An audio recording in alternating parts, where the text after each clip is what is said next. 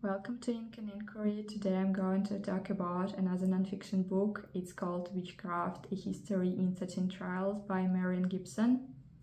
So what attracted me to this book in the first place? I'm interested in history, I'm interested in human beliefs and magic as a belief system, and the cover is very cute. The author of this book is a professor of Renaissance and magical literatures at the University of Exeter, UK. So she basically studied this area, and this is definitely her area of expertise. I wish I knew you could study witchcraft as a career when I was 17. The title of the book is a bit misleading. It's not a comprehensive study of witchcraft as a practice or as a belief system, but it actually is a history of trials about witchcraft and on witches. It consists of 3 parts: origins, where it discovered the first witch trials and how it started, how the whole law system around that was developed. The second part is echoes. Basically, it covers the time after the during and after the Enlightenment and how that changed the witchcraft trials practices. The third part is called Transformations, and it tells us about the witch trials of the modern day. In addition to these 13 trials, the book also has quite an interesting introduction where the author reflects in what is a witch in her view, and also how and why the majority of people accused of witchcraft were actually women, and why is that. I will not go over all the 13 trials because it will be basically going over the whole book. I will cover the one that impressed me most, or the one that I learned more. The first trial of the book brings us to 15th century Austria, to the town of Innsbruck, and the trial was of Helena Soberin and several more prominent women of this town. What impressed me about this trial, all the accused women were actually let go. The only thing that happened, they had to spend some time in prison, which in comparison to what could actually happen to them, which was quite a relief. And the accuser inquisitor had to leave the town. Didn't expect the happy ending. Another interesting thing about this trial is that the accuser was Henry Kramen. I doubt a lot of people know his name, but maybe more people know his infamous book called Malleus Maleficarum, which is a book that describes processes of discovering witches and how to destroy them. One more important thing to understand in the context of this book, in the medieval Christian world, witchcraft is a very specific thing, and it has the whole law system built around that, which is developing as we progress with these trials.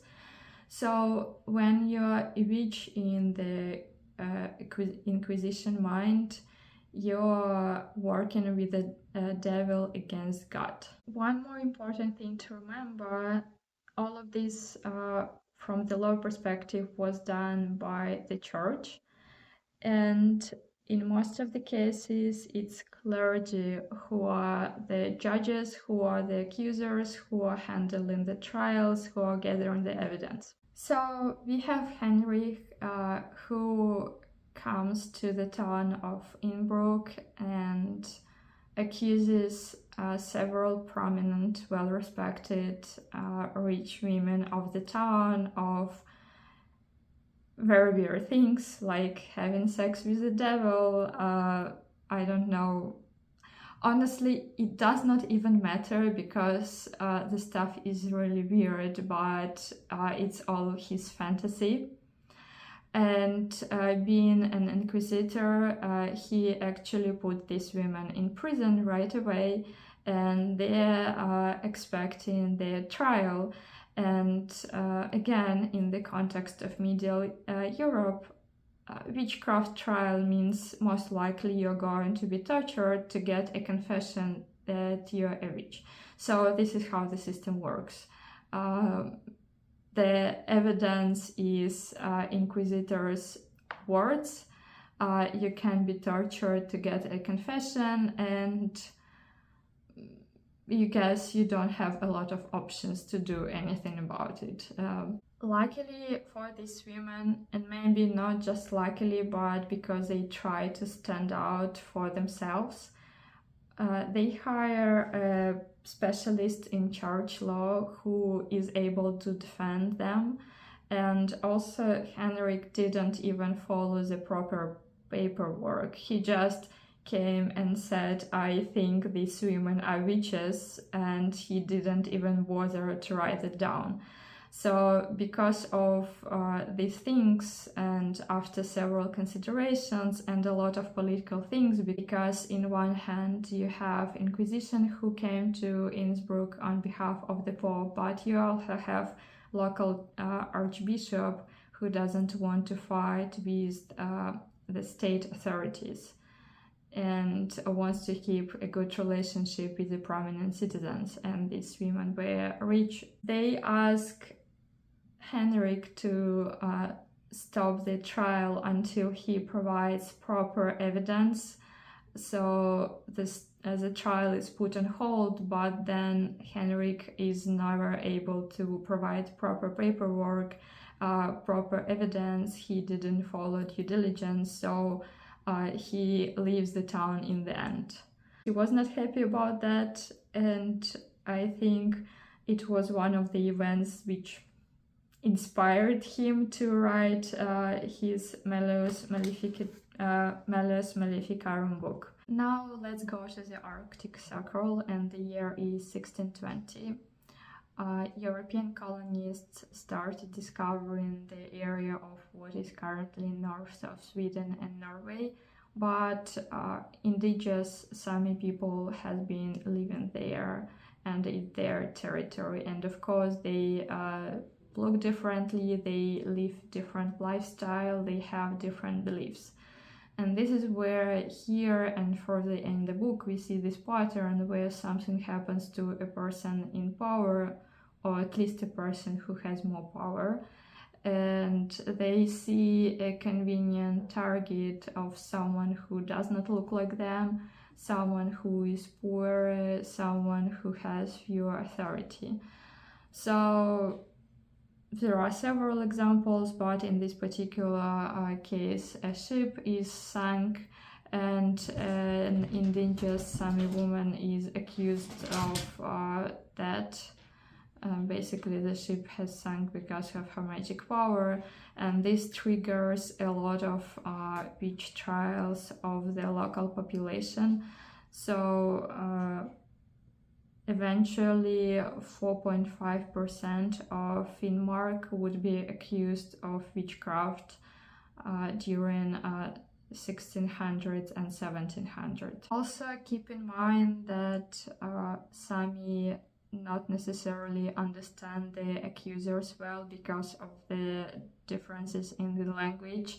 They don't know the laws, they don't know the customs, and sometimes they don't understand what they're being accused of. So in the case of this woman named Kari, a panel of jurors decides that she will be swum in the harbor. What it means is she will be put in this icy water to check if she is going to sink or float. And if she sinks, she is innocent. If she floats, she is a witch. We are going to die in any case. But being convicted of witchcraft is not enough.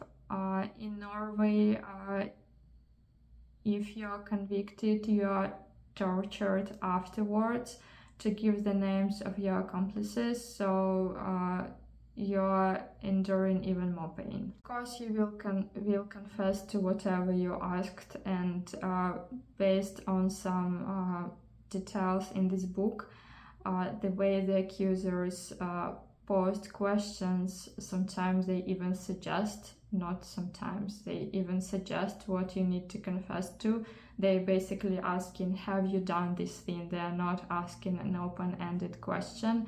And as a result of such questioning, even more innocent people are accused. And no surprise, Carrie is burned to death in the end. Because this is not the last trial, the practice continues in Europe and then is brought to the New World, and all this pain, suffering, tortures, and deaths are in the name of the god.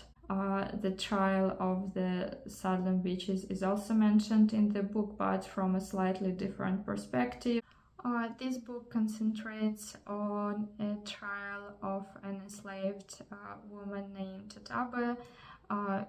Not necessarily this is the exact name. Different documents have different spellings and variations, but she belonged to a person living in Salem, and she was also accused. To give some more ideas of how due diligence was done during Salem trials, Tatabi was actually questioned by her owner, which does not seem like a proper process to me. Of course, she confessed to everything she was accused of, and she died with many other wrongfully accused people. One more thing to highlight about Salem trials and Puritan culture in particular: a lot of the accusers were given testimony that they know this person is a witch or something similar. So if you hear someone saying, I have a testimony from God, please remember Salem witch trials. Those people also were saying they have testimony from God. Eventually people started to realize maybe there are too many accused people in Salem, and the trial stopped and part of the people were released, but it was too late for a lot of other people who died or were tortured. One more thing from personal experience: I actually visited Salem several years ago, and the vibe feels so wrong. It's all about this funny witchcraft town, but the whole history is about several hundred people dying. Now let's move to the World War II times, to Portsmouth in England, to what is called the last witch trial of modern days. It is a trial of Nellie Duncan, and the moral of the story is don't mess up with governmental secrets. Nellie Duncan was self-proclaimed spiritualist, so she conducted seances where she said she was talking to dead people, and one of the Navy ships sank during the war, and before this was publicly known, she said she talked to the spirit of a dead sailor from the ship, and that the ship, this is how she learned the ship is lost. Not sure how she really knew that, or have she just luckily guessed the name of the ship, but police have been following her activities for quite some time, and she was basically accused of a fraud. So we see this transformation from witchcraft being working with the devil and against God, to you are accused of fraud because you are saying you are a witch. So times definitely have changed, and Nellie didn't die. She spent 9 months in prison, and in my opinion, fair is fair. You were a fraud and you were telling lies to people who most likely lost someone and were in vulnerable situation. There are some other cases similar to this in the book.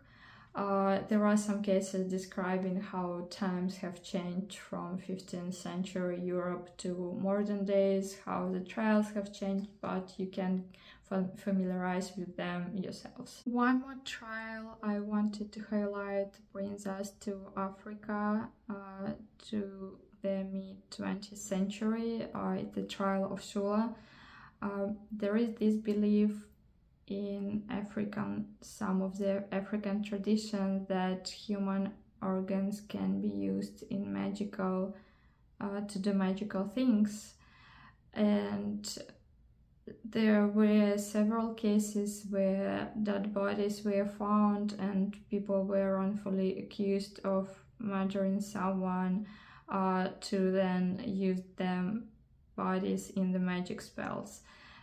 Honestly, it's quite dark as everything in this book. I personally didn't even know this problem existed, so I strongly suggest sometimes to look outside of your own culture and get familiar how other people live. The last trial in this book is a trial of Stormy Daniels. I'm sure everyone knows the details. It was all over the news.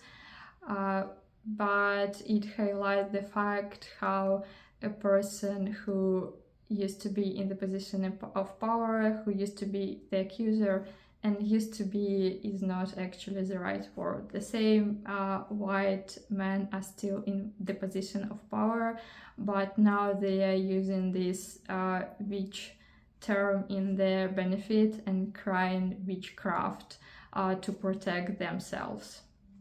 To conclude, is it the most comprehensive book on the history of witchcraft? No.